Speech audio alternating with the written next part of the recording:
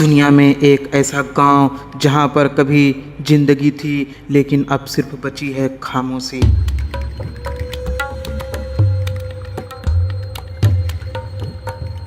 इस गांव में सिर्फ 25 लोग रहते हैं और इंसानों का पुतला करीब 300 से लेके 400 तक है। यहाँ हर मोड़ पर, हर खेत में, हर दरवाजे पे ऐसा लगता है कि हमको कोई देख रहा है। तो ये जानकारी बता दूं कि यहाँ पे कुछ तो हुआ था जो आज खामोशी के अलावा कुछ नहीं है। यह पुतला उनका है जो कभी जिंदा हुआ करते थे, कुछ खेतों में काम कर रहे थे, कुछ मछलियाँ पकड़ रहे थे और कुछ हंस रहे थे और कुछ चुपचाप बैठे हुए थे। यह जापान का दूर बसा गांव जिसका नाम नागोरो है। आओ आज की वीडियो में हम आपको ये गांव घुमाते हैं और इस गांव के बारे में पूरी जानकारी बताते हैं। आखिरकार क्या हुआ था कि 300-400 लोग रहते थे और बचे 25 हैं, बाकी लोगों का सिर्फ बचा है तो खाली पुतला। इस गांव में पहुंचना आसान नहीं है। आज की वीडियो में हम आपको अलग दुनिया में लेके जा रहे हैं। दोस्तों आपको बता दूं कि उस गांव में किसी को देखना बहुत ही मुश्किल है, जिसकी आबादी खाली बची है सिर्फ 25 से लेके 27 तक, जहां पर सिर्फ हर मोड़ पर आपको पुतले दिखाई देंगे जो सालों से ऐसे ही रखे हैं। इनको आप देखकर डर भी सकते हैं। एक बात यह भी जानते चलें, जैसे कि हम लोग जानते हैं कि कोई गांव या कोई शहर अगर वीरान होता है तो सब खत्म हो जाता है, घर ख़त्म हो जाता है, रास्ते नहीं रहते हैं। लेकिन यहाँ पे ऐसा नहीं है। यहाँ पे आपको देखने के लिए अच्छा घर मिलेगा, अच्छी सड़कें मिलेगी, लेकिन वहाँ रहता सिर्फ 27 लोग हैं। बाकी आपको खाली हर जगह पे, हर घर के बाहर, हर घर के अंदर सिर्फ देखने मिलेंगे तो सिर्फ पुतले। यहाँ पर आप किसी पे यकीन नहीं कर सकते हैं इंसान है कि या पुतला, क्योंकि इतना सेम दिखता है। दोस्तों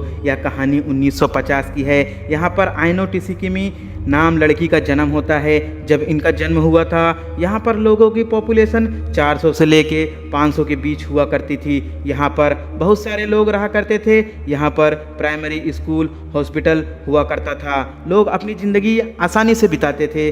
जब आइनो बड़ी हुई तो ओसाका नाम शहर में जाकर आगे की पढ़ाई पूरी की और वहीं पर शादी कर ली। उसके माँ बाप वापस अपने गांव यानी कि नागोरी में आकर रहने लगे थे। कुछ वक्त के बाद लगभग 2002 में उनकी माँ का देहांत हो जाता है। कहानी यहीं से शुरू होती है दोस्तों, तो ध्यान से सुनना। उनकी माँ का देहांत होने के बाद आइनो भी अपने गाँव रिटर्न चली आती है। वहाँ आके अपने गाँव जब देखती है तो पॉपुलेशन काफ़ी एकदम ख़त्म होने की कागार पर थी। यहाँ पे जो जवान लोग थे वह गाँव को छोड़कर बड़े बड़े शहर में शिफ्ट हो गए थे। यहाँ पे सिर्फ बूढ़े लोग बचे हुए थे। एक बार क्या हुआ था कि वो अपने खेत में काम कर रही थी, वहाँ पर कौवे लोग बहुत परेशान कर रहे थे। तो वह क्या करती है, अपने बाप की तरह एक पुतला बनाती है और खेतों में लगा देती है। जैसा कि आजकल हम लोग अपने गांव में भी देखते हैं कि पुतला लगा देते हैं कौवा से बचने के लिए, चिड़िया से, फसल को बचाने के लिए। यह पुतला को देखते ही वहाँ के लोग हैरान हो गए। उनको लगा रियल में है, क्योंकि वह सेम पुतला बना दी थी।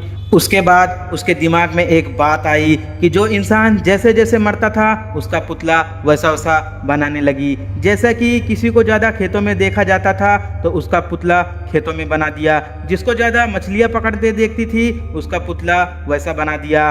जिसका जो काम था वैसे ही सेम पुतला बना दिया। वहाँ पर लकड़ियाँ, सामान सालों से पड़ा है, कोई आता ही नहीं न लकड़ी काटने न कोई सामान को छूने, क्योंकि ये सालों से वैसे ही पड़ा है। दोस्तों आपको आगे बात बताते चलूँ, आइनो अभी भी जिंदा है, जिसकी उम्र 75 साल है। आज भी वह अपना काम ईमानदारी से कर रही है, वहाँ की देखभाल कर रही है और सारे सामानों की हिफाजत कर रही है। तो दोस्तों कमेंट करके बताएं कि आप लोग यहाँ पे जाना पसंद करेंगे।